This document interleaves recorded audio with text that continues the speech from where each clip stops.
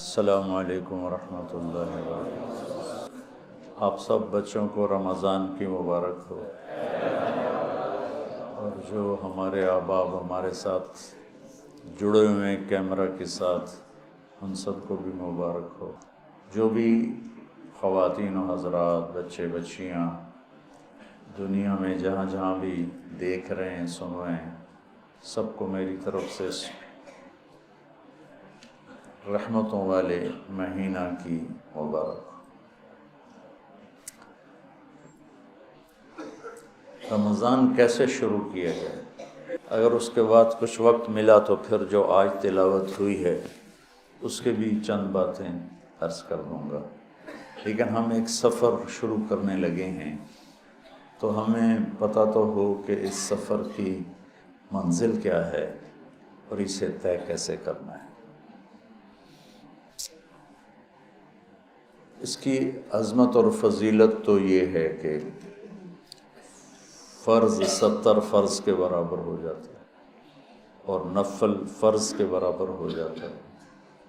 اللہ جہنم کے دروازوں کو بند کر دیتا ہے، جنت کے دروازوں کو کھول دیتا ہے، عرش اس کا پہلے آسمان پہ آ جاتا ہے، شیطان سارے قید ہو جاتے ہیں، ساری کائنات، سمندر کی مچھلیاں اور زمین کی چیونٹیاں روزہ رکھنے والوں کے لیے دعا کرتی ہیں، جنت کو روزانہ روزے والوں کے لیے سجایا جاتا ہے، اور اللہ اسے کہتا ہے میرے بندے آ رہے ہیں تجھ میں ہمیشہ رہنے کے لیے۔ اللہ کی طرف سے 24 گھنٹے ایک اعلان ہوتا رہتا ہے، کوئی بخشش مانگنے والا، کوئی توبہ کرنے والا، کوئی معافی مانگنے والا، کوئی بھی سائل جو بھی مانگے، ایک فرشتہ اعلان کرتا ہے نیکی کرنے والے آگے بڑھ تجھے بشارت ہو، دوسرا فرشتہ اعلان کرتا ہے برائی کرنے والے بس کر اور واپس ہو۔ تو میرے نبی کا فرمان ہے کہ اگر لوگوں کو رمضان کی قیمت کا اندازہ ہو جائے تو یہ تمنا کرتے کہ سارا سال ہی رمضان ہو۔ رمضان میں جو مر جائے اس کی بخشش ہو جاتی، اس کا حساب نہیں ہوتا، حساب نہیں ہوتا نا۔ تو کسی نے مجھ سے پوچھا بعد میں ہوتا ہے؟ میں نے کہا اللہ تعالیٰ کوئی ہماری طرح، اللہ تو رحیم و کریم ہے، ایک دفعہ چھوڑ دیا تو چھوڑ دیا، یہ تھوڑا ہونا آ جاؤ بھائی ضمانت کینسل ہو گئی ہے دوبارہ پا دو۔ یہ تو دنیا کے دستور، جب اس نے ایک دفعہ کہا چاؤ۔ تو یہ بہت مبارک مہینہ ہے۔ پہلی تیاری کیا ہے؟ میں آپ سب سے ایک بات پوچھتا ہوں، دنیا میں کوئی گناہ ایسا ہے جس پہ توبہ نہ ہو سکتی ہو؟ اللہ نہیں، جتنی مرضی توبہ کر نہیں معاف کروں، کوئی ہے؟ کیوں بھائی؟ کوئی گناہ، مسلمان کر رہا ہے، غیر مسلم کر رہا ہے، ایک حدیث کو جوڑ کے کہ میرا اللہ فرماتا ہے کہ اگر میں دنیا میں کسی کو عذاب دیتا نقد تو سب سے پہلے اسے عذاب دیتا جو میری رحمت سے مایوس ہے۔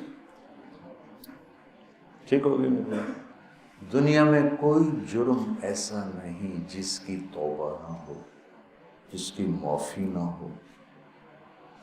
تو ہم اپنی ذات سے شروع کریں کہ آج تک ہم سے جتنی خطائیں ہوئیں، کوئی زبان کی، کوئی آنکھوں کی، کوئی کانوں کی، کوئی معاملات کی، کوئی معاشرت کی، اس سب سے ہم آج پہلی رات ہے توبہ کر۔ آپ تو تھوڑے سے بیٹھے ہو، یہاں لاکھوں لوگ جڑے ہوئے ہیں، تو ان سب تک یہ پیغام پہنچانے کے لیے بات کر رہا ہوں۔ آپ تو سارے نیک بچے ہو اور اللہ کے فضل سے کبائر سے بچے ہو، سوائے مولویوں کا ایک بہترین کھانا ہے غیبت، وہ تم رج کے کرتے ہو۔ اچھا یہ تمہیں کبھی خیال آیا کہ میں شراب پیوں؟ سچ بولوں، شراب پینا چھوٹا گناہ ہے کہ غیبت کرنا ہے؟ شراب پینا چھوٹا گناہ ہے، غیبت کرنا بڑا گناہ ہے، تو تم سارے مزے لے لے کے کرتے ہو۔ کوئی تمہیں کہے شراب پیو گے، تم جوتا تو اللہ حول ولا قوت، تو میں عالم ہوں مجھے شراب کی بات کرتا ہے، بدبخت مردود، کتنے فتوے دو گے؟ اور وہی آ کے تمہیں چسکے لے کے کسی کی برائی کرنا شروع کر، ہاں ہاں ہو۔ اور ایک اپنی تعریف سن کے بڑے خوش ہوتے ہیں، مولانا صاحب آپ کے کیا کہنے ہیں؟ کیا کہا میں نے سنا نہیں، دوبارہ کہنا۔ مولانا صاحب آپ تو، میں اپنی کہتا ہوں، آپ تو پوری دنیا پر چھا گئے، آپ کی تو تقریروں کی کیا حد ہے۔ اچھا میں ذرا دوبارہ کہنا، کیا کہا تھا؟ اپنے تعریف کے چسکے لیتے ہو، کوئی ذرا سی تمہارے سوئی چبھو دینا تو جا کے چھت سے لگ جاتے۔ تو علماء میں جو دو بڑی مصیبت، اب تو خیر ہر انسان ہے نا ہر قسم کے، لیکن جو دو بڑی مصیبتیں ہیں، ایک غیبت ایک حسد۔ تو ہم جتنے لوگ میری بات سن رہے ہیں، ہم اپنے رمضان کی ابتدا کریں توبہ کریں، ٹھیک ہے نا؟ اللہ تعالیٰ کے نبی کہتے ہیں میں دن میں 70 دفعہ توبہ کرتا ہوں، استغفار۔ اب تو معصوم پاکیزہ امت کو سکھانے کے لیے۔ دوسری بات، دنیا کا ہر انسان کسی وقت بھی توبہ کر سکتا ہے کہ نہیں؟ کر سکتا ہے نا؟ کوئی پابندی تو نہیں۔ دو واقعے سناتا، ایک کتاب کا پڑھا اور ایک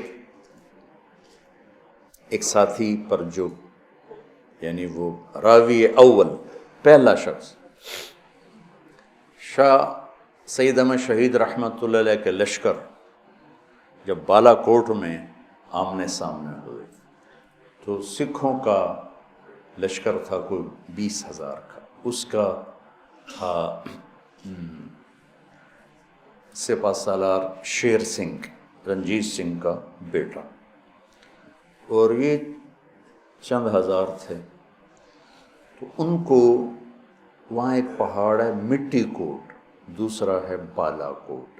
مٹی کوٹ بہت اونچا ہے، بالا کوٹ بہت نیچا ہے، وہ پہاڑی سی، تو وہاں مسل ہے جس کا مٹی کوٹ اس کا بالا کوٹ۔ تو شیر سنگھ مانسیرا کے راستے سے چلا ہے، آگے جنگل ہی جنگل، اور گڑھی حبیب اللہ تک پہنچا، آگے اس کو راستے کا نہیں پتہ۔ تو راستہ بتانے والے پھر مسلمان ہی تھے، پیسوں سے خرید لیا، گجر تھے گجر۔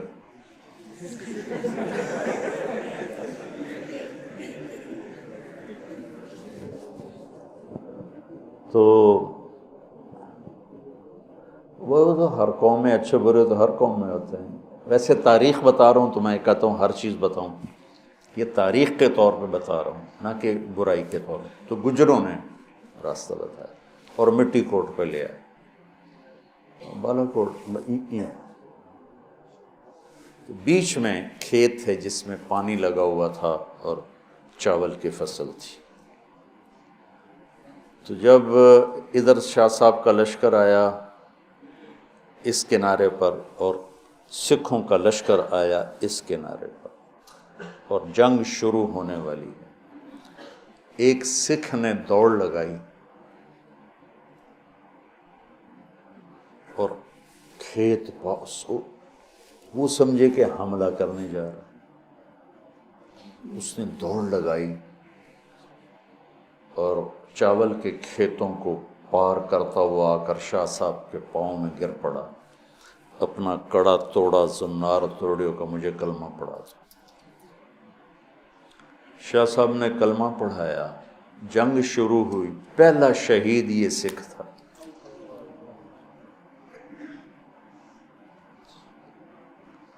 اس کی حالت کفر میں اللہ کو کیا بات پسند آئی کہ چند منٹ پہلے تک وہ کفر کافر شدید، اور 1 گھنٹے کے بعد وہ شہید، ٹھیک ہوگی۔ عبدالوحید صاحب رحمۃ اللہ علیہ میرے دوست تھے، گلاسگو میں رہتے تھے، میواتی تھے، پیر محل کی۔ وہاں مزدوری کرنے گئے، ایک انگریز کے نوکر ہو گئے، اس کی 20 سال نوکری کی، پھر اللہ نے وسعت دی، اپنا کام کر لیا۔ تو کبھی کبھی اس سے کہتے سر آپ یہ کلمہ پڑھ لیں، مسلمان ہو جائیں، وہ ٹال دیتا تھا۔ انہوں نے آ کے اپنی جو تجارت چلائی اس میں مگن ہو گئے، رابطے گم ہو گئے۔ کئی سال کے بعد، کوئی 10-15 سال کے بعد انہیں فون آیا کہ میں تیرا پرانا باس بول رہا ہوں، میں فلاں ہاسپٹل میں ہوں، مجھے آ کے ملو۔ وہاں کوئی بیٹا بیٹی تو ہوتا نہیں ان کی تیمارداری کے لیے، تو ہمیں اللہ نے ایسا ماحول دیا ہے۔ یہ پہنچے تو وہ تکلیف میں تھا، کہنے لگا مسٹر عبدالوحید، جو بات تم مجھے کہا کرتے تھے مجھے آج پڑھا دے، سکھا دے۔ کہنے لگے میں نے اس سے کلمہ پڑھایا، اس نے کلمہ پڑھا اور اس سے اگلے سیکنڈ وہ مر گیا۔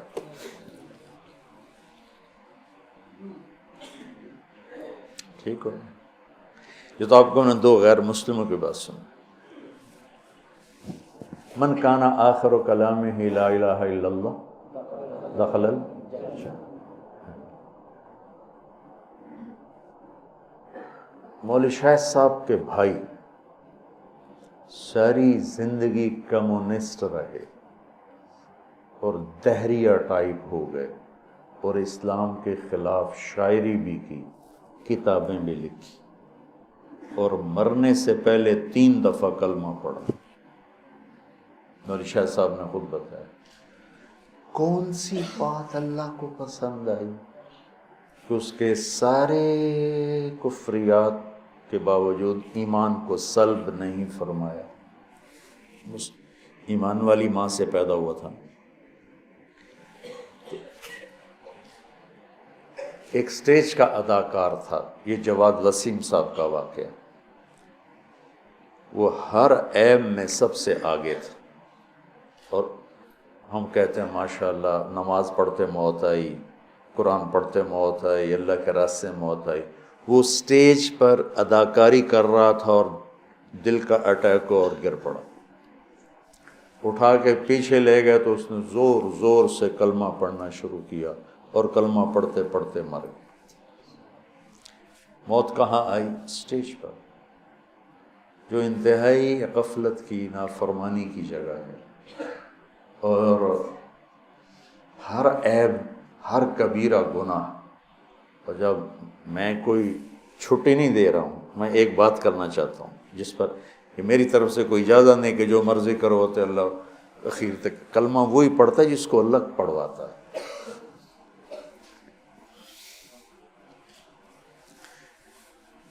نور جہاں رحمۃ اللہ علیہ نے ساری زندگی گانا گایا، کہ مولوی صاحب ہنس پڑے کہ میں نے رحمۃ اللہ علیہ کیوں گایا؟ بھائی جو یہ مولویوں نے نا رحمۃ اللہ علیہ اپنے لیے خاص کر لیا ہے کہ بس ہمیں تو کہو رحمۃ اللہ علیہ جو مر جائے، باقی لوگوں کے لیے یا کہو فلاں اللہ بخشے یا فلاں مرحوم۔ ارے بھائی جو ایمان والا اسے رحمۃ اللہ علیہ کہہ سکتے ہو، علیہ السلام کہہ سکتے ہو۔ تقسیم ہو گئی، علیہ السلام صرف انبیاء کے لیے ہے، اور رحمۃ اللہ علیہ عام مسلمانوں کے لیے، اور رضی اللہ عنہ سے۔ بھائی اگر میں اپنے باپ کے، میرے باپ مرے ہوئے ہیں، میں کہوں اللہ تعالیٰ میرے باپ سے راضی ہو، تو یہ غلط ہے؟ بولو، اگر اس کو میں یوں کہہ دوں رضی اللہ عنہ تو یہ غلط ہے؟ میں اس کو کہہ دوں اللہ کی اس پہ سلامتی ہو، یہ تو ٹھیک ہو گیا۔ علیہ السلام کہہ دوں تو غلط ہو گیا۔ رضی اللہ عنہ بطور دعا ہر مسلمان کے لیے ہو سکتا ہے، اور بطور خبر کہ اللہ ان سے راضی ہو گیا، یہ صرف صحابہ کے لیے۔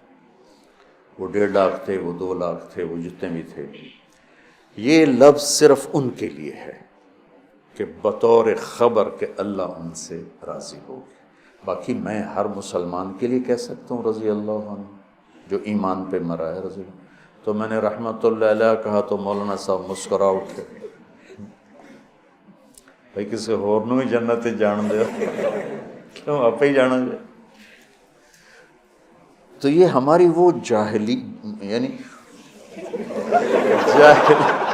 یہ ہماری عجیب جاہلیت ہے کہ رحمت اللہ علیہ اور قدس سرہ، قدس اللہ سرہ، نور اللہ مرقدہ، یہ تو ہیں صرف حضرات کے لیے، علماء کے لیے۔ بھائی تم فاسق سے فاسق مسلمان کے لیے کہہ سکتے ہو نور اللہ مرقدہ، اللہ اس کی قبر نور سے روشن کرے، یہ دعا ہے۔ یہ ایک نا چھپا ہوا تکبر ہے، چھپا ہوا تکبر۔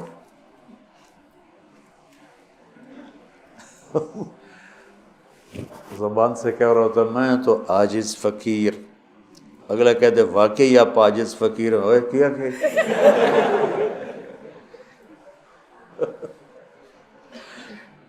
ارے بھائی اللہ کی رحمت کھلی ہے، کھلی کرو۔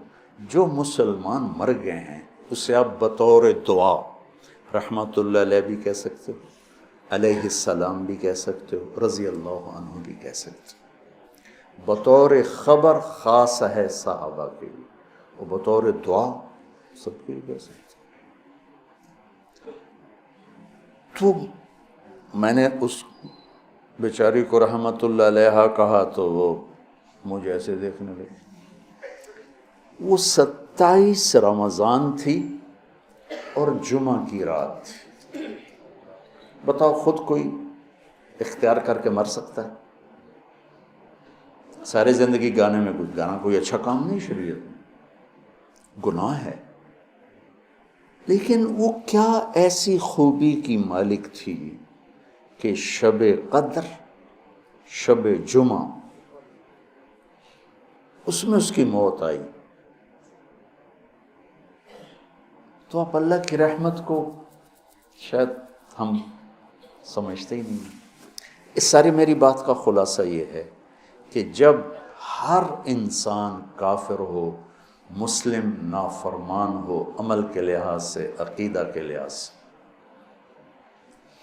ہر لمحہ اس کی توبہ کی توقع ہے کہ نہیں ہے، شاید توبہ کرے۔ تو جب ہم نہیں جانتے کہ یہ کب توبہ کر لیں، تو پھر کسی سے نفرت کرنے کا جواز ہے؟ میں آج ایک کو دیکھتا ہوں شراب پی رہا ہے، چلو تو میں آپ بیتی سناتا ہوں۔ جنید جمشید رحمۃ اللہ علیہ کو میں نے دیکھا ٹی وی پر ڈانس کر رہا تھا، اور 10-12 لڑکیاں اس کے ساتھ ڈانس کر رہی تھیں۔ تو میرے جی میں آیا اس کو تو ہدایت مل ہی نہیں سکتی۔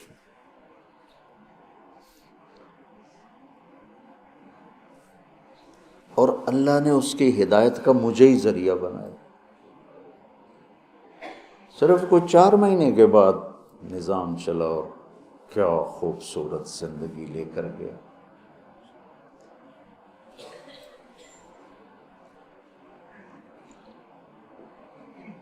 تو جب ہر انسان کے بارے میں ہر وقت یہ توقع ہے کہ یہ توبہ کر سکتا ہے، تو پھر کسی بھی انسان کو مسلم کافر حقیر سمجھنے کا کوئی جواز ہے؟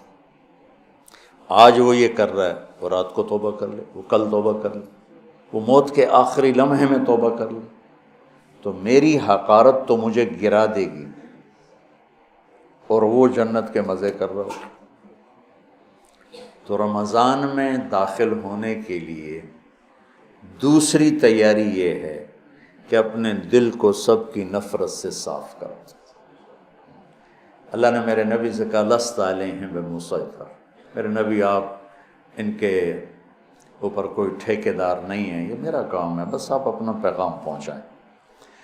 تو آپ اس پیغام پہنچانے میں سامنے کون تھے؟ کافر، اور آپ دیکھ رہے تھے اس کو ایمان نصیب نہیں ہوگا، یہ تو آپ کو اللہ نے نظر دی تھی، پھر بھی آپ نے اس کی اتنی منتیں کی ہیں۔ ابو جہل، آپ نے کہا میری امت کا فرعون ابو جہل ہے، اور موسیٰ کے فرعون سے بڑا فرعون ہے کہ موسیٰ کے فرعون نے مرتے ہوئے کہا توبہ کرتا ہوں، اور اس امت کے فرعون نے کہا گردن ذرا نیچے سے کاٹنا تاکہ لوگوں کو پتہ چلے کسی سردار کی گردن۔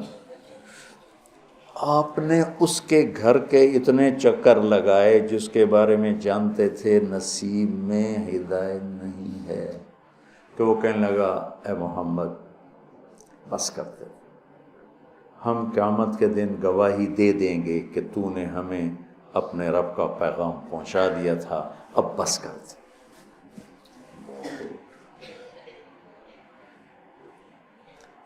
اب دیکھتے نہیں جو مریض لا علاج ہوتا ہے ڈاکٹر کہتے ہیں جب لے جائے، اس کا کوئی علاج نہیں، اس کو ہاسپٹل سے فارغ کر دیتے ہیں، گھر لے جائیں کوئی علاج نہیں، اور میرے نبی دیکھ رہے ہیں اس کا کوئی علاج نہیں، پھر بھی اب اس کی محنت کرتے جا رہے ہیں، کرتے جا رہے ہیں، کرتے جا رہے ہیں۔ کاش ہم تھوڑا سیرت کو بھی پڑھتے۔ پھر مجھے خواجہ صاحب یاد آ جاتے ہیں، سکھری تروش منصوری نو ٹھپ رکھ کنز کدوری نو، ہادی نہ سمجھ ہدایہ کافی نہ سمجھ کفایہ، کفایہ کافیہ وزن شعر کی وجہ سے، ہادی نہ سمجھ ہدایہ کافی نہ سمجھ کفایہ، کر پرز شرع وقایہ ایو دل قرآن کتاب۔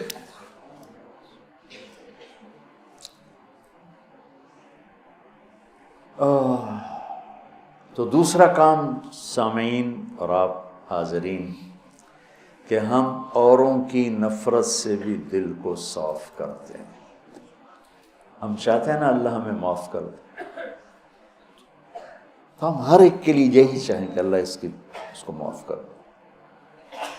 جس کو میرے نبی دیکھنا نہیں چاہتے تھے، حضرت حمزہ کے قاتل وحش، اللہ نے ایمان دے دی۔ اور بات لمبی ہو رہی لیکن یہ چونکہ ہمارے دل نفرتوں سے بھر چکے ہیں، اور بہت مبارک مہینہ ہے، اور المشاہین کی بخشش نہیں ہوتی پورے رمضان میں، جس کے دل میں نفرت ہو کسی کی اس کی بخشش نہیں ہوتی، اور اس کو ہم گناہ ہی نہیں سمجھتے۔ چند آدمیوں کے بارے میں آپ نے فرمایا تھا جہاں ملیں قتل کر دو، چاہے وہ بیت اللہ کے پردے کے اندر بھی۔ ان میں ایک عبداللہ بن ابی سرحہ بھی ہیں، اکرمہ بن ابی جہل بھی ہیں، واشی بھی ہے۔ تو وہ 17 تھے، 3 عورتیں 14 مرد، اس میں سے 13 کو ہدایت نصیب ہوئی، اور 2 قتل ہوئے، اور 2 کا پتہ ہی نہ چلا بھائی۔ عبداللہ بن ابی سرحہ یہ حضرت عثمان کے خالہ زاد تھے، تو وہ ان کو سفارشی بنائے۔ اب وہ اندر سے تائب ہو چکے ہیں، نظام اللہ کے ہاتھ میں ہے۔ آپ تشریف لاتے ہیں یا رسول اللہ یہ عبداللہ آیا ہے، توبہ کرتا ہے، آپ اس سے بیعت لے لیں، کلمہ پڑھا لیں، تو آپ اس سے سر چکائے بیٹھے رہے۔ پھر انہوں نے کہا یا رسول اللہ یہ عبداللہ آیا ہے، توبہ کرتا ہے، آپ اس کو کلمہ پڑھا لیں۔ پھر کہا یا رسول اللہ یہ عبداللہ آیا ہے، توبہ کرتا ہے، آپ اسے کلمہ پڑھا دیں۔ تو آپ نے اس کو کلمہ پڑھایا اور بیعت لے کر فرمایا الیس منکم رجل رشید یضرب عنقہ، تم میں کوئی سمجھدار نہیں بیٹھا تھا جو اس کی گردن اڑا دیتا؟ تم دیکھ نہیں رہے تھے کہ میں اس کا ہاتھ اپنے ہاتھ میں نہیں لے رہا تھا، تو تم سمجھے کیوں نہ، اس کی گردن کیوں نہ اڑائے؟ کہ یا رسول اللہ ہمیں پتہ نہیں چلا، آپ ہمیں اشارہ کر دیتے۔ تو آپ نے فرمایا نبی خیانت نہیں کرتا ہے، نبی میں خیانت نہیں ہوتی کہ میں ادھر ہاتھ بڑھاؤں ادھر تمہیں اشارہ، یہ نبی کی شان سے پاک ہے۔ میں قربان جاؤں اس کی رحمت پر۔ اور موت کیسے آئی؟ کہ مصر کے گورنر بنائے گئے حضرت عمر کے زمانے میں، حضرت عثمان کے زمانے میں، فجر کی نماز پڑھا رہے تھے، نماز کے بعد ایک طرف سلام پھیرا السلام علیکم ورحمۃ اللہ، اور دوسری طرف پھیرنے سے پہلے ہی گر کے انتقال ہو گیا۔ ان کا تو صحابی ہونا ہی کافی تھا، لیکن اگر موت کیسے؟ تو جب اللہ فیصلہ فرماتا ہے تو اللہ کے نبی 3 دفعہ رکے رہے، پھر آپ نے بیعت لی۔ تو لہٰذا میرے عزیزو، سامعین، حاضرین، سب سے دل صاف کر دو، سب سے نیت کرتے ہو۔ میری جو تم میرے بچے بیٹھے ہو، میں اب اس عمر میں تم سے کیا فخر کروں گا۔ میرے سر کے درد کا ایک سبب یہ بھی ہے کہ میں سارا دن اس بدبخت سے لڑتا ہوں۔ کبھی ادھر سے کمی آتی ہے، یہ نہیں کہ کمی آئے گی نہیں، کبھی ادھر سے نفرت آتی، ادھر سے کمی آتی، اور میں جھاڑو لے کے اسے صاف کرتا رہتا ہوں، یا اللہ میرے دل میں کسی کی نفرت نہیں۔ سوتے ہوئے میں کہتا ہوں یا اللہ میرے دل میں کسی کا بغض نہیں، میں نے اپنے دل کو سب سے صاف کیا، صاف کیا، صاف کیا۔ آپ کو پتہ جب آدمی مشہور ہوتا ہے تو محبت کرنے والوں کے ساتھ تیر انداز بھی آ جاتے ہیں۔ وَنَصَبْنَنِي غَرَضَ الرُّمَاةِ تُصِيبُنِي مَحْنٌ أَشَدُّ عَلَى السُّيُوفِ مَضَارِبًا، کہ مجھے ایسے تیر مارے زمانے نے کہ میرے جگر کے پار ہو کے ٹکڑے ٹکڑے کر دی۔ متنبی۔ تو تعریف ہوتی ہے تو برائی بھی ہوتی ہے۔ لوگوں نے نبیوں کو ذرا غور کرنا، ان کیا طاقت ہے؟ ہو، لام، انہو لساحر کذاب، جملہ اسمیہ، یا اللہ، کائنات کے سب سے سچے کو کہا جا رہا ہو تو ہمیشہ کے لیے سب سے جھوٹا ہے، تو کیا گزرتی ہوگی میرے نبی کے دل پر۔ تو میرے عزیزو، انشاءاللہ اللہ نے جتنی توفیق دی کتاب اللہ سے مضمون بات ہوتی رہے گی، لیکن نماز کے لیے وضو ضروری ہے کہ نہیں؟ وہ ایک اب بیٹھے ہوئے پٹھان بھی اس لیے ناراض ہو جائیں گے لہذا میں ویسا کہتا ہوں، ایک آدمی بھاگا بھاگا آیا اور نماز میں شریک ہو کے، تو انہوں نے کہا شکر ہے وضو نہیں کیا تو نماز مل گیا، وضو کرتا تو نماز چلا جاتا۔ تو مجھے بتاؤ رمضان کا وضو کیا ہے؟ آج اللہ نے یہ مضمون نا، آپ کے مولانا زبیر صاحب نے مجھے اس کی طرف متوجہ کیا، اپنے نمبر نہیں بناتا، ان کے بھی بناتا ہوں، انہوں نے مجھے متوجہ کیا کہ رمضان کی تیاری کیسے ہو، یہ تھوڑا پہلے بیان ہو جائے۔ تو پھر یہ باتیں اللہ تعالیٰ نے اپنے فضل سے موقع کی۔ رمضان کی تیاری توبہ کرنی ہے، ٹھیک ہے نا؟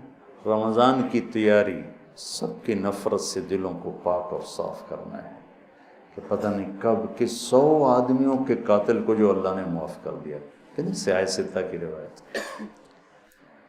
تو کون کس وقت توبہ کر لے کچھ پتہ نہیں۔ اکبر ساری زندگی اس نے دین الہی، مرتد ہو گیا، کافر ہو گیا، دین لا الہ الا اللہ محمد الرسول اللہ اکبر ذل اللہ، یہ کلمہ بن گیا، اور اسے سجدہ ہوتا تھا، اور شراب حلال ہو گئی، گائے حرام ہو گئی، اس طرح کی خرافات میں پھنس گیا۔ اور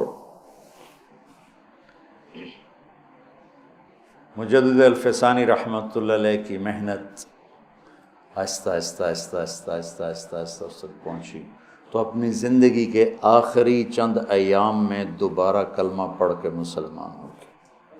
اور تس کے جہانگیر نے اپنی زندگی کی کتاب لکھی ہے، اس میں نے پڑھا، نہیں اس کا اقتباس ایک کتاب میں، کہ میرے والد مرحوم جب نزع کی کیفیت طاری ہوئی تو فرمایا مفتی اعظم کو بلاؤ، صدر الدین ان کا نام تھا، تو وہ تشریف لائے.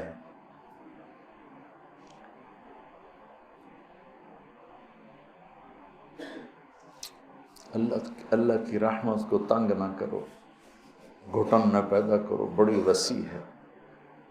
رحمتہ وسعت کل، ان رحمتی وسعت کل شیء. کہا مفتی صاحب سورہ یاسین پڑھیں، تو انہوں نے سورہ یاسین پڑھنی شروع کی. تو جب سلام قولا من رب الرحیم پر پہنچے تو اس کلمہ پڑھا اور اس کی جان نکلی. 300 بیویاں تھیں اس کی، 300.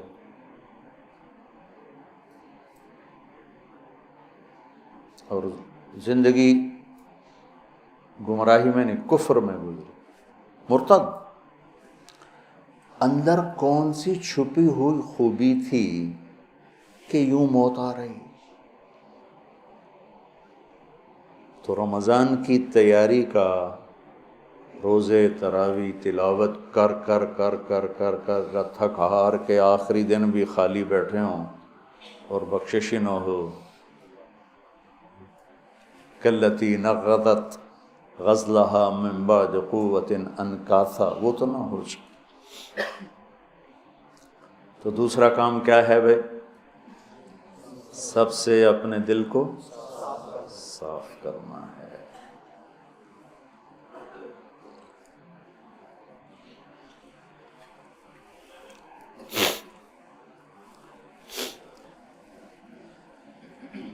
جتنی آسمانی کتابیں ہیں یہ رمضان میں اتری، تورات بھی، زبور بھی، انجیل بھی، قرآن بھی، صحف ابراہیم بھی، صحف موسیٰ بھی. تو رمضان میں ہمارے نبی قرآن کی تلاوت کی کثرت فرماتے تھے. تو روزے کی عبادات میں ہر چیز شامل ہے. نوافل بھی پڑھو اور ذکر بھی کرو، خیرات بھی کرو، افطاریاں بھی کراؤ، سحریاں بھی کراؤ، اور قرآن جتنا آپ پڑھ سکتے ہو. کتنے لوگ ہیں، میرے اپنے ایک ساتھی ہیں، صبح بیٹھتے ہیں اور رمضان میں اور شام تک قرآن ختم کر دے، ایک دن میں قرآن ختم کر کے سوتے ہیں. تو یہ تم انتہا بتا رہا ہوں، باقی اس میں قرآن کی تلاوت.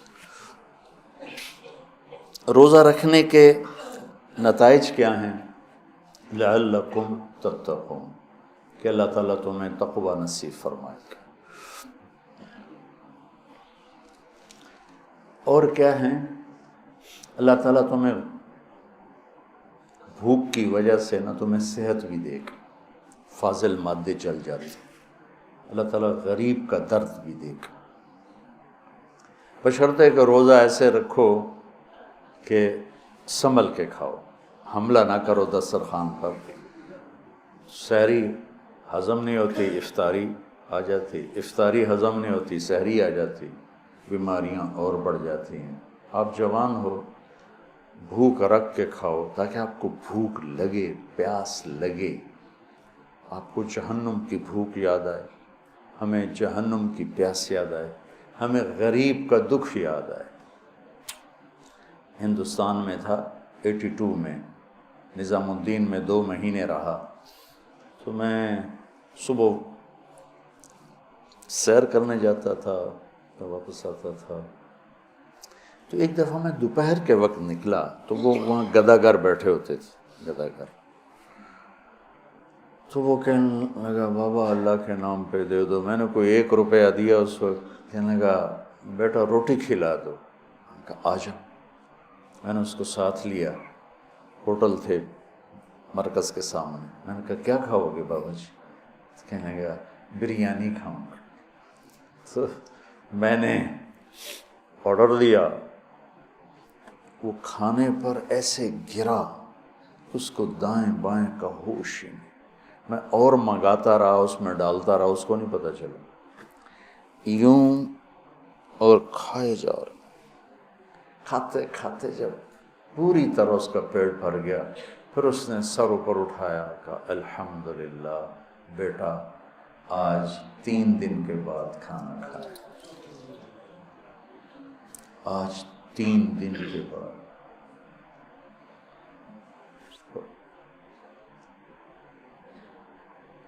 ایسے لوگوں کا تمہیں احساس ہو کہ کتنے لوگ ہیں جو بھوکے سوتے ہیں اور بھوکے اٹھتے ہیں، تو مالداروں میں سخاوت پیدا ہو اور وہ لوگوں پر خرچ کریں، کھلائیں پلائیں۔ جتنے عبادات ہیں نا، یہ انسان کو اخلاق تک پہنچاتی ہیں، اخلاق تک۔ کلمہ ہمیں انسان بناتا ہے کہ ان الذین کفروا من اہل الکتاب والمشرکین فی نار جہنم خالدین فیہا اولئک ہم شر البریہ اولئک کالانعام بل ہم اضل۔ تو کلمے کے بغیر تو آدمی وہاں تک پہنچ جاتا ہے، جب آدمی کلمہ پڑھ لیتا ہے تو اللہ کی بارگاہ میں وہ خیر البریہ بن جاتا، اچھا انسان بن جاتا ہے۔ نماز ہمیں اخلاق کے اگلی سیڑھی پر پہنچاتی ہے، تنہا عن الفحشاء والمنکر، کہ تمہیں برائی سے روکے گی، بے حیائی سے روکے گی۔ روزہ ہمیں تقوی تک لے جاتا ہے۔ تقوی کیا ہے؟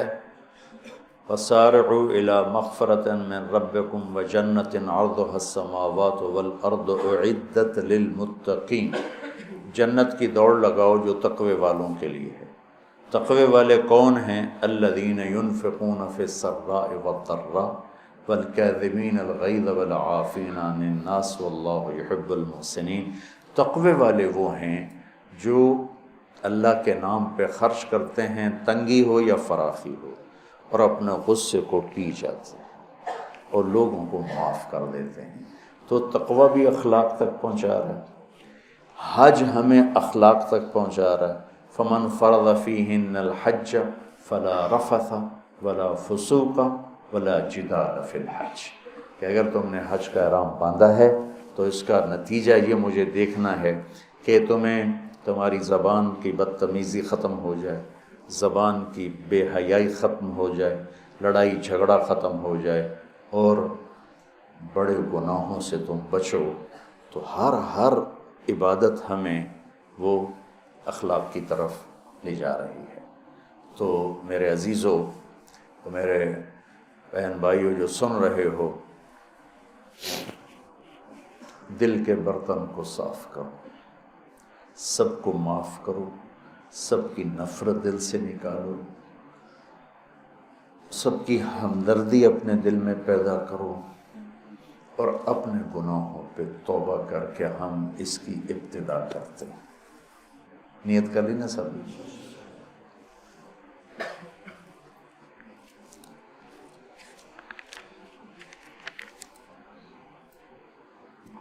بسم اللہ الرحمن الرحیم۔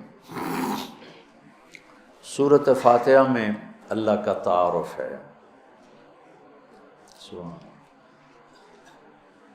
اللہ تو کہہ رہا ہے میں مہربان ہوں، میں رحیم ہوں، میں پالنے والا ہوں، محبت کرنے والا ہوں، اور ہم نے اللہ سے ڈرا کے لوگوں کو ویسے ہی بددل کر دیا ہے، مایوس کر دیا ہے اور خوف زدہ کر دیا ہے۔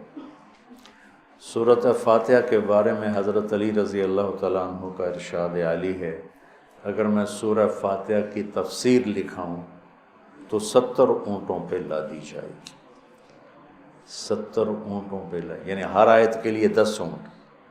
70 سے مراد 70 نہیں ہوتا، بے شمار، عربی میں بے شمار اونٹ۔ اور بطور ثبوت ایک واقعہ کہ ایک دفعہ تشریف فرما ہوئے اور فرمانے لگے آؤ میں تمہیں بسم اللہ کی تشریح کرو، بسم اللہ الرحمن الرحیم۔ اور عربی وہ زبان ہے جس کے حروف کے بھی مطالب اور معنی ہوتے، واو کے مطلب ہیں، با کے مطلب ہیں، تا کا مطلب۔ تو بسم اللہ کی با پہ عشاء کی نماز کے بعد درس شروع کیا، فجر کی اذان ہو گئی، با کا کبھی سفر طے نہیں ہوا تھا۔ تو میں کیا کروں گا جب میں کیا کر سکتا ہوں، ادنیٰ سا طالب العلم۔ لیکن اس میں ایک چیز تو میرے اللہ کا تعارف ہے. اللہ ہمیں مہربان کر کے رب.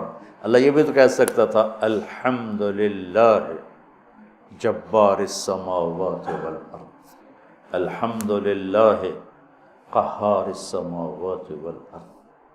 سب تعریفیں اللہ کی جو سارے جہان پر جبار ہے، قہار ہے، غالب ہے، بادشاہ ہے. رب. اسماء حسنہ جو آئے ہوئے ہیں نا 99، 33 نام اس رب کے. اس لیے رب کا نام اسماء حسنہ میں نہیں ہے. رب آپ دیکھیں نہیں، لیکن المنتقم کو چھوڑ کر باقی ہر میرے رب کی صفت میں رب کا مطلب پایا جا رہا. اس لیے اس کو اللہ نے اس میں، میرے نبی نے اس میں ذکر ہی نہیں کیا ہے کہ اتنا ہیوی ویٹ لفظ ہے جس کو اللہ تعالیٰ نے اپنے تعارف کے لیے پسند کیا کہ مجھ سے ڈرو نہیں، میں تو تم سے پیار کرتا ہوں. وہ پیار جو ماں اپنے بچے سے کرتی ہے وہ تو بہت تھوڑا ہے. میرے پیار کی کوئی انتہا ہی کوئی نہیں ہے. ماں کا پیار تو مختصر سا ہوتا ہے، اور میرا تم سے پیار لامحدود ہے. پہلا تعارف یہ ہے کہ وہ بہت مہربان پالنے والے کے ساتھ ہے، کہ حاکم ہے، بادشاہ ہے. رب بادشاہ کو کہتے.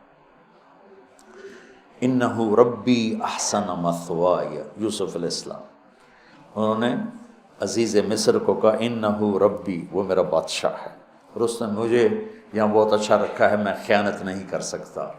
بادشاہ، مہربان، رحیم، پالنے والا. اور قرآن کو ختم کیا قل اعوذ برب الناس، رب سے شروع کر کے رب پہ جا کے ختم کیا. آخر میں پھر یقین دلایا کہ میں تم سے بہت پیار کرتا ہوں، جو کچھ کہوں گا تمہاری محبت میں کہوں گا. اب گھروں میں نہیں دیکھتے، ماں کہتی بیٹا ناشتہ کرو، چھوٹے بچے میں نے نہیں کرنا، وہ بٹھا کے اس کے منہ میں زبردستی ڈال رہی ہوتی. وہ کہتے ہیں کیا مصیبت ہے میرے لیے، وہ اس کو کھلا رہی. تو میرا رب جب ماؤں سے زیادہ پیار کرنے والا ہے تو وہ کہہ رہا میں اس میں جو کچھ کہوں گا نا وہ تمہاری محبت اور شفقت میں کہوں گا، اور جس چیز سے روکوں گا نا تمہاری محبت اور شفقت میں روکوں گا. جیسے بچے رو رو کے ہلکان ہو جاتے ہیں. مشہور کیا، کوئی میری ضد تھی، میری وہ پوری نہیں ہو رہی تھی، میں رو رو رو رو کو میری 5-6 سالوں میں برا حال ہو گیا، کوئی بھی نہیں میری سن. اخیر میں کیا، دیکھو تم نے مجھے کیا بات جلے، میں کہ ہن میں رو رو کے تھک گیا، ہن تو میری گل منو.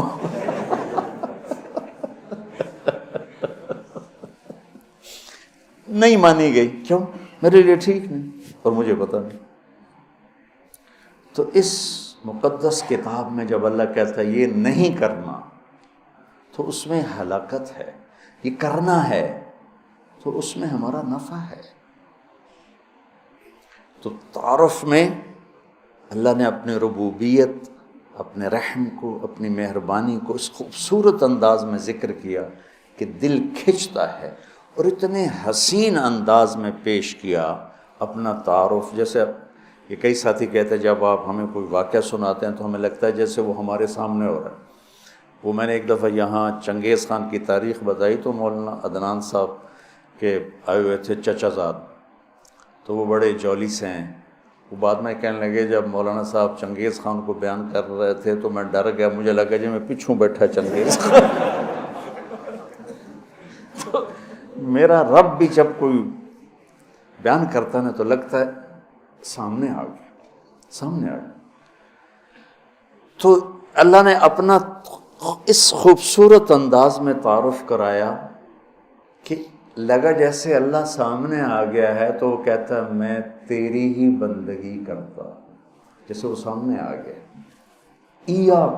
ایا ہو نہیں، ہم اس کی بندگی کرتے ہیں جس کی یہ تعریف ہے. ایا کا تو نے اس طرح مجھے اپنا آپ پہچان کروایا ہے کہ مجھے لگتا ہے تو میرے سامنے ہے. کبھی اے حقیقت منتظر نظرا لباس مجاز میں، کہ ہزاروں سجدے تڑپ رہے ہیں میری جبین نیاز میں۔ ہائے ہائے۔ تو مالک یوم الدین تک یوں لگتا ہے جیسے اللہ سامنے آ گیا ہوگا، تو ایاک، جب تیرے جیسا شہنشاہ ہو تو میں کسی اور کی بندگی کیسے کر سکتا ہوں؟ جب تیرے جیسا شہنشاہ ہو تو میں تیرے سوا مدد کے لیے اور کس کو پکار سکتا ہوں؟ مدد صرف اللہ سے مانگی جاتی اور کسی سے نہیں۔ ایک آپس میں ایک دوسرے کی مدد کرنا، مدد مانگنا، لیکن ایک ہی ذات ہے جس کے سامنے جھولی پھیلائی جاتی ہے، وہ اللہ ہے۔ ایک ہی ذات ہے جس کو پکارا جاتا ہے، اللہ ہے۔ ایاک نستعین، تیری تجھ سے مانگوں گا اور کس سے مانگوں گا؟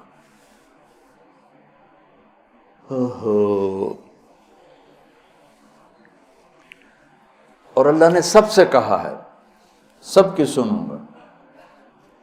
ہمارے جی حالت ہے نا، وہ جی ساڈی سندا نہیں تہاڈی موڑدا نہیں۔ ارے بھائی بے نیاز ہے اور مہربان ہے، جس کی چاہے موڑ دے، اس میں کیا؟ تم مانگنے والے بنو، وہ دینے والا ہے، لیکن پکارو اسی کو۔ وَإِذَا سَأَلْتَ فَاسْأَلِ اللَّهَ وَإِذَا اسْتَعَنْتَ فَاسْتَعِنْ بِاللَّهِ۔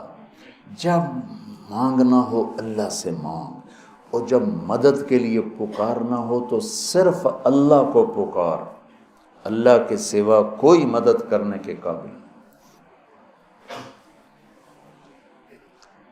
ایاک نعبد و ایاک نستعین۔ مجھے یاد آ گیا، پڑھا تھا کہیں کہ ساری آسمانی کتابوں کا خلاصہ ہے قرآن، اور قرآن کا خلاصہ ہے سورۃ بقرہ، اور سورہ بقرہ کا خلاصہ ہے سورہ فاتحہ، اور سورہ فاتحہ کا خلاصہ ہے ایاک نعبد و ایاک نستعین۔ ایاک نعبد و ایاک نستعین۔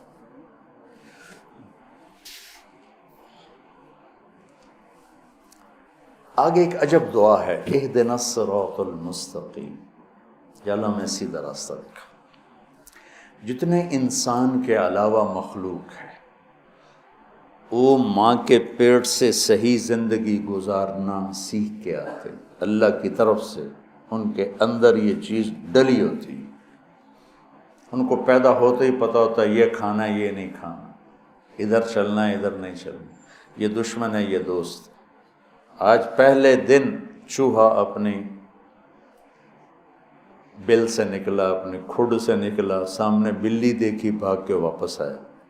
اس کو اماں نے تو نہیں بتایا تھا کہ بلی تینوں کھا جائے گی۔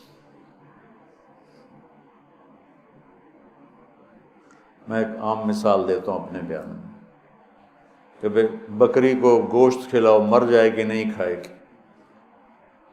شیر کو گھاس کھلاؤ مر جائے گا، نہیں کھائے گا، کہ وہ اپنی زندگی گزارنے کا طریقہ ماں کے پیٹ سے لے کر آتے ہیں۔ انڈے سے نکلتے ہی چونٹی سیدھی چلتی ہے، راستہ بناتی ہے، سیدھا راستہ چلتی ہیں، پوری لائن چلتی ہے، 1 سینٹی میٹر سے آگے دیکھ نہیں سکتی، کہاں سے ہوگی؟ اللہ کا نظام، اللہ کا علم کہ ہر مخلوق پیدائشی طور پر جانتی ہے یہ کھانا، یہ نہیں کھانا، اور انسان جانتا نہیں ہے، نہ دنیا میں صحیح چلنا جانتا ہے، نہ آخرت کو تو ویسے نہیں پہچانتا۔ تو اللہ نے یہ دعا فرض قرار دے دی، ہر رکعت میں یہ دعا فرض قرار دے دی، مانگو کیا؟ اللہ میں سیدھا راستہ دکھا۔ سیدھے راستے سے ہم عام طور پر سمجھتے ہیں کہ آخرت کا سیدھا راستہ ہو، ہر پل میں مجھے صحیح کیا کرنا ہے وہ دکھا۔ الصراط، اس میں دنیا کا بھی ہے اور آخرت کا بھی۔ صبح اٹھا، فجر کی نماز پڑھی، یا اللہ صبح ہو گئی ہے، کام پہ جانا ہے، یا اللہ مجھے سیدھا راستہ دکھا، میں تیری اپنی دنیا میں کیسے سیدھا چلوں کہ تو راضی ہو جائے، اپنے دین میں کیسے سیدھا چلوں کہ تو راضی ہو جائے۔ چلتے چلتے چلتے کچھ ہیرا پھیری ہو گئی، کچھ غلط ہو گیا، کچھ ٹھیک ہو گیا، ظہر کا وقت آ گیا، اللہ کہتا آ جا، آ جا. اب پھر مانگ اہدنا الصراط المستقیم. چلو کچھ گڑبڑ ہو گئی، مجھے پھر بتا کہ میں نے دنیا میں کیسے سیدھے چلنا ہے اور میں نے آخرت کے لیے کیسے سیدھی زندگی گزارنی ہے. مجھ سے نہیں گزاری جا رہی، میری مدد کر. اللہ نے پھر تازہ دم کیا، چل جا. پھر ہیرا پھیری ہوئی، اونچ نیچ ہوئی، نہ کہا جا اثر میں آ جا. اثر میں آ گیا. مانگ. کیا مانگوں؟ کا مانگ کہ میں تمہیں سیدھا راستہ دکھاؤں. چونکہ تمہارے اندر یہ جانوروں کی طرح چپ ہے نہیں، انہوں نے وہی کرنا ہے جو ان کو ان کے اندر ڈال دیا ہے. یہ درختوں میں چپ ڈال دی. کبھی آم پہ انگور دیکھے؟ انگور پہ کریلا دیکھا تو؟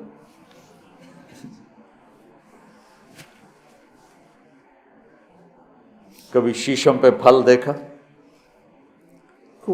اندر میں ڈال دیا گیا ہے تجھے پھل دینا ہے، کون سا دینا ہے، کس موسم میں دینا ہے، کس رنگ میں دینا ہے، کس ذائقے میں دینا ہے، کس خوشبو میں دینا ہے، کس تاثیر میں دینا ہے.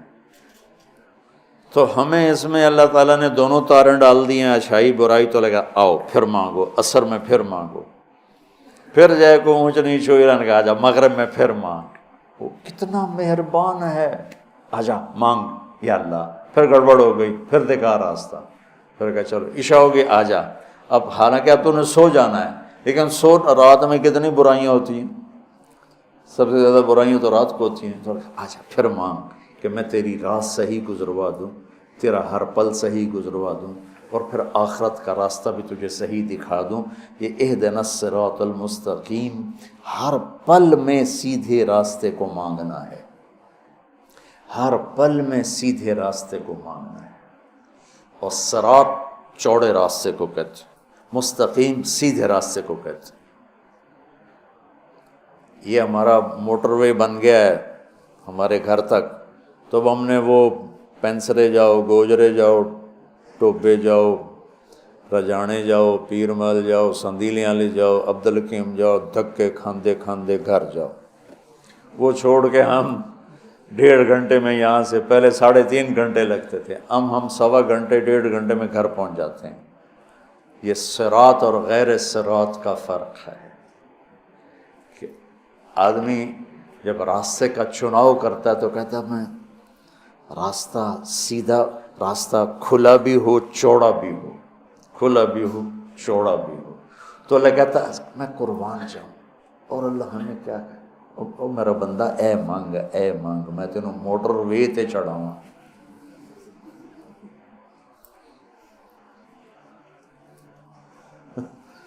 میں تجھے موٹر وے پہ چڑھانا چاہتا ہوں، تو بولے دی جھگی دی گلیاں پھردا کرنا. نام ہے نا بولے دی جھگی، تو اس کی سڑکیں بھی ایسے ہی ہوں گی.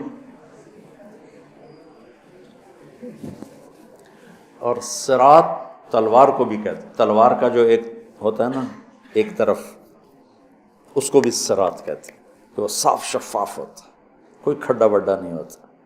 تو اللہ تعالیٰ ہم سے کہہ رہا ہے ایسا راستہ مانگ جو صاف شفاف.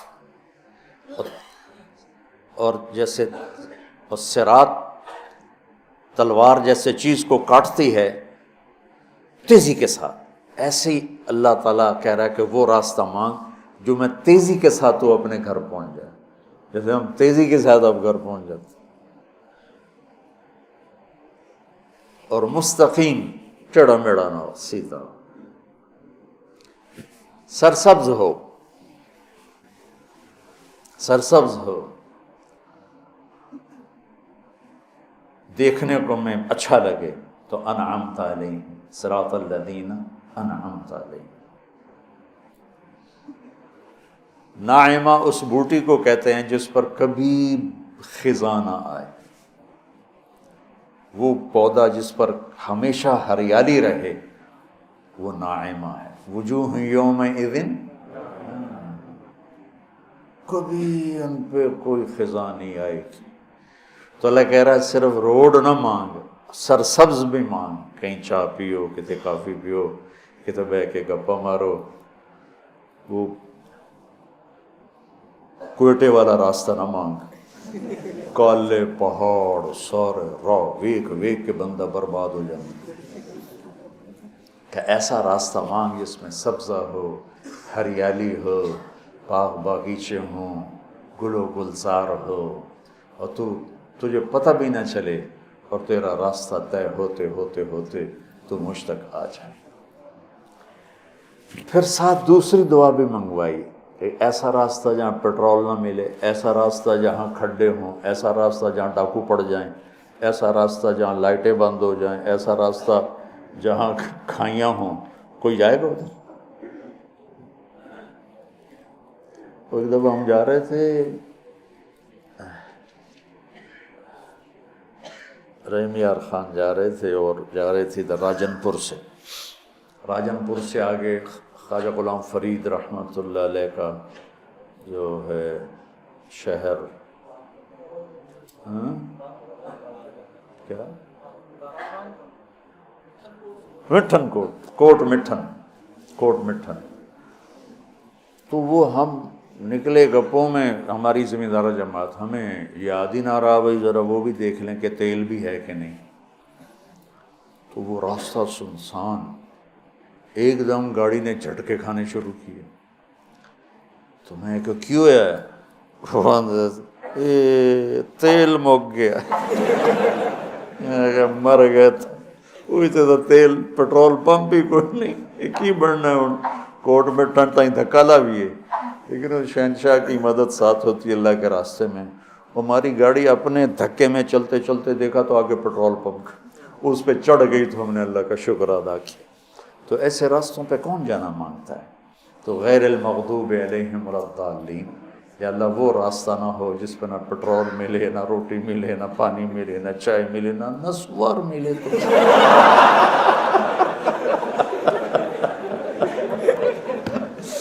چلو آج سورہ فاتحہ کافی۔ اللہم لک الحمد کما انت اہلہ فصلی علی محمد کما انت اہلہ وافعل بنا ما انت اہلہ انک اہل التقوی و اہل المغفرۃ۔ اے اللہ تو نے فضل فرمایا، ہمیں مہلت دی، ہمیں رمضان نصیب فرمایا۔ ہمارے کتنے دوست احباب بڑے چھوٹے پچھلے رمضان میں تھے، آج وہ کوئی نہیں ہے، تیرے پاس پہنچ چکے ہیں۔ تیرا کرم فضل ہوا کہ تو نے ہمیں مہلت دی، ہم نے تیرے رمضان کی زیارت کی۔ یا اللہ ہمیں اس میں روزے کی قدر دانی نصیب فرما، اس کی راتوں کی قدر دانی نصیب فرما، اس کے دن کی قدر دانی نصیب فرما۔ یا اللہ تراویح کی ہمت دے، روزے کی ہمت دے، جو بیمار ہیں اور روزے نہیں رکھ سکتے ان کو معاف فرما دے۔ تو نے خود گنجائش دی ہے اپنے فضل و احسان سے، مسافر ہو تو بعد میں صحیح، مریض ہو تو بعد میں صحیح۔ تیرے بہت سے بندے مریض ہیں جو نہیں رکھ سکتے، بیمار ہو جاتے ہیں، یا اللہ ان کو معاف فرما دے۔ جو رکھنے والے ہیں اور نہیں رکھتے ان کو ہمت عطا فرما دے۔ یا اللہ ہم نے ابتدا کی ہے، پہلا روزے کی رات ہے، ہم اپنے دل کو ساری دنیا کے انسانوں سے صاف کرتے ہیں، سب کی نفرت سے، سب کے بغض سے ہم اپنے دل کو صاف کرتے ہیں۔ یا اللہ ہم تیری بارگاہ میں اپنے گناہوں پر بھی توبہ کرتے ہیں۔ وہ جتنے سامعین اس وقت میرے ساتھ جڑے ہوئے ہیں ان سب کا نمائندہ بن کے میں ان کی طرف سے بھی تیری بارگاہ میں توبہ پیش کرتا ہوں۔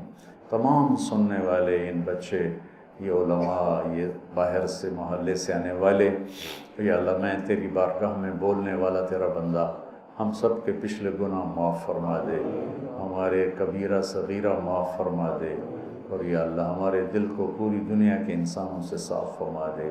ہمارے دلوں میں بغض ہے اسے دھو دے، نفرت ہے اسے صاف کر دے، کینہ ہے صاف کر دے۔